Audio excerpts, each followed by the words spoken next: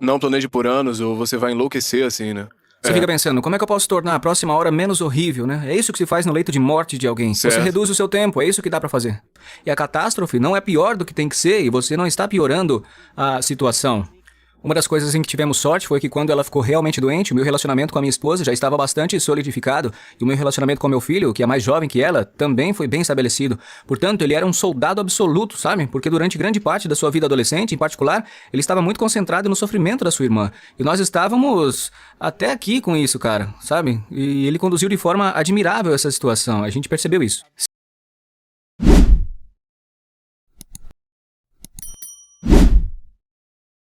Qual desafio na sua vida que você teve que superar, o maior sofrimento que você já teve na sua trajetória? Acho que isso foi provavelmente. Eu escrevi sobre isso no último capítulo do meu livro, né? Acaricie um gato quando você encontra um pela rua. E você pensa, qual é a pior coisa que pode acontecer com você? Bem, eu acho que a pior coisa que você faz é algo realmente horrível, é estragar sua vida e a vida de todos que estão ao seu redor. Isso é ruim. E você tem que viver Sim, com sim, isso. você tem que viver com o fato de saber o que fez, né? Pode-se dizer que é um É pior pecado. que morrer. Porque você não se lembra, você Tem não coisa que é pior que morrer. É o fim do sofrimento. Existem, é. Sim, cara, tem. É coisa ruim. Mas eu acho que a situação existencial mais difícil em que eu já estive foi pela minha filha, porque ela estava muito doente. Tinha artrite reumatoide, sabe? Era um tipo de reumatoide. Ela tinha 40 articulações afetadas que tinham começado a incomodá-la quando ela tinha 2 anos de idade, mas que realmente se manifestaram plenamente quando ela chegou aos 6 anos. E alguns dos tratamentos médicos ajudaram, mas quando ela tinha entre 14 e 16 anos, primeiro o seu quadril se desintegrou. Então eles substituíram, e aí ela andou bem com ele por um ano, mas aí foi o tornozelo do pé que se desintegrou e teve que ser substituído. Assim foram 2 anos de dor absolutamente brutal para ela, uma dor excruciante todos os dias. E andávamos por aí tentando descobrir o que fazer a respeito, porque o quadril não era muito difícil de ser substituído, né? Porque os cirurgiões são bons nisso, na substituição de quadris. Mas os Mas os tornozelos tornozelos, é difícil. muitos ossos. É terrível. É só de ver o que estava fazendo com ela, porque ela estava com muita dor, sabe? Em certo ponto, ela quase quebrou. Você provavelmente já teve uma situação em que teve uma noite com dores e não conseguia dormir, né? Bom, pega isso, multiplica por 5 e espalha ao longo de 2 anos. Meu Deus. E ela estava tomando grandes doses de opioides e isso a sedava e fazia parecer bêbada em público. Ela só conseguia ficar acordada por cerca de 6 horas por dia e tinha que tomar Ritalina para ficar acordada, porque senão ela dormia o tempo todo. Era uma condição autoimune muito ruim, né? E não foi a única coisa que se manifestou nessa deterioração e dor nas articulações, porque a artrite também é muito dolorosa, né? 40 articulações. Oh, meu Deus, muitas Sim, articulações, foi tão né? terrível que é difícil de acreditar. E como pai, você acaba navegando emocionalmente É sobre isso nisso? que se trata esse capítulo. O que você faz quando as coisas são demais? Uma das respostas é: você reduz seu tempo. E a outra resposta é: você procura ocasiões de graça e beleza onde você pode obtê-las. Ela tinha um cachorro que ajudava muito, era algo que estava com ela o tempo todo, e nós tentamos colocar qualquer coisas em momento. sua vida que ela pudesse cuidar, né? Ela tinha muitos animais de estimação. Apesar de ser alérgica a quase tudo, a maioria deles eram lagartos, né? A gente deu pra ela essa cobaia e falamos: toma aqui, filhinha, aqui tem uma cobaia. Ela disse: oh, eu amo essa cobaia. E aí, a 3 dor? horas depois, ela teria um furúnculo. Oh, não. Foi terrível. A gente teve que pegar e levar de volta pra loja dos animais. Oh, meu Deus. Ai, meu Deus. Mas por sorte, cachorro ela podia Meu tolerar. Deus. E assim a gente deu o cachorro pra ela, mas uma das coisas que você faz nessa situação é que é um pesadelo contínuo, né? Você tem que reduzir o tempo. Tipo, o que a gente vai fazer daqui a um ano? Não, é muita coisa. Sobre 6 o meses, amanhã, né? não. Sim, uma semana, amanhã, hoje, na próxima hora. É isso que você realmente faz. Você realmente encolhe o seu tempo. Não planeje por anos ou você vai enlouquecer assim, né? Você fica pensando, como é que eu posso tornar a próxima hora menos horrível, né? É isso que se faz no leito de morte de alguém. Você Certo. reduz o seu tempo, é isso que dá pra fazer. Como isso influencia o seu programa de autoautoria? Se você tem essa visão e está planejando por 1, 2, 3 anos, 5 anos, tem que Sim, é preciso redirecionar, né? redirecionar. Encaixar Sim, nesse porque espaço. até mesmo os melhores planos de ratos e dos homens se desviam. Isso faz parte de estar vivo. Você tem seu mapa, mas se você tem um pneu furado na estrada, você tem que parar e consertar o seu carro, né? Vai que explode tudo em chamas. Você tem que conseguir um carro novo. A sua ascensão em direção aos seus objetivos pode ser pontuada por uma catástrofe inesperada. Então, com sorte, você se tornou uma pessoa resiliente nesse momento. E a catástrofe não é pior do que tem que ser e você não está piorando a situação. Uma das coisas em que tivemos sorte foi que quando ela ficou realmente doente, o meu relacionamento com a minha esposa já estava bastante solidificado e o meu relacionamento com meu filho, que é mais jovem que ela, também foi bem estabelecido.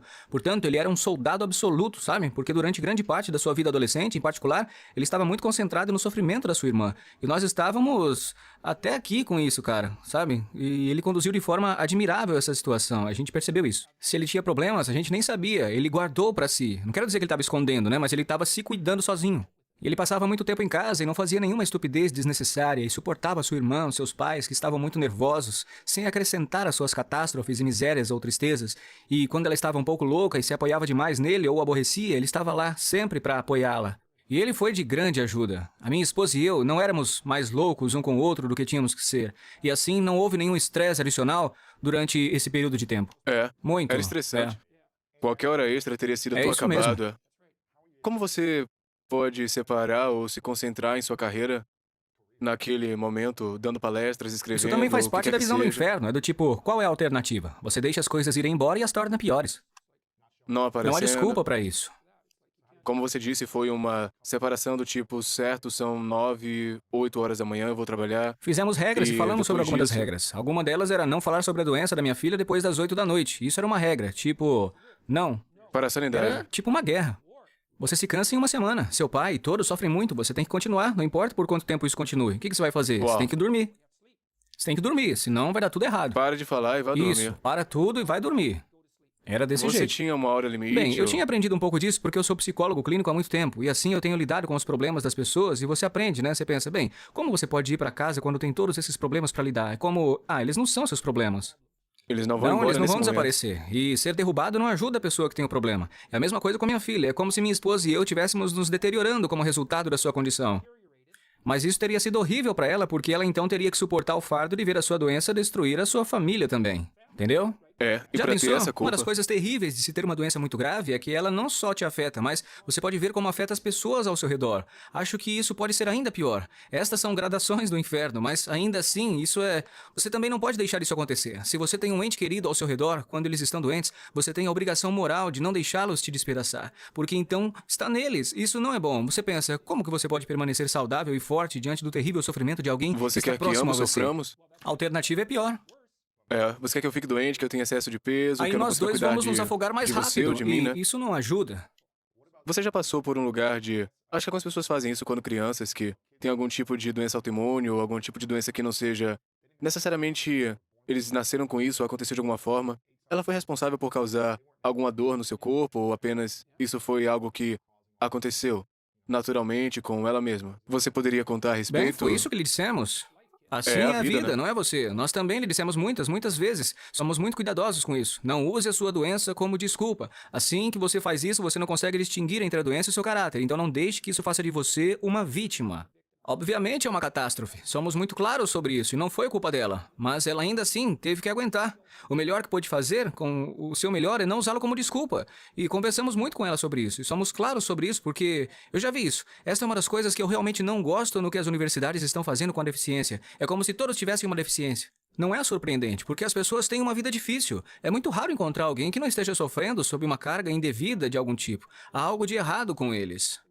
Pressão, ansiedade, o que quer que Ou seja. há algo um errado novo em sua tipo de- família que é tão ruim, ou eles estão sob uma terrível pressão econômica. Há algo errado. Do tipo, devemos fazer concessões pra você? É do tipo, oh sim, que concessões? O que exatamente isso me dá direito? Bem, eu estou lhe dizendo, cara, esse é um lugar obscuro que você não quer ir porque então você não sabe mais.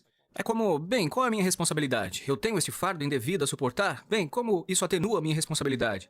Bem, a resposta é o menos possível. Você não vai lá porque fica confuso. E assim você que fica confuso. Bem, então a doença não é só fisiológica, mas psicologicamente. Então você também está em grandes apuros. Portanto, éramos muito...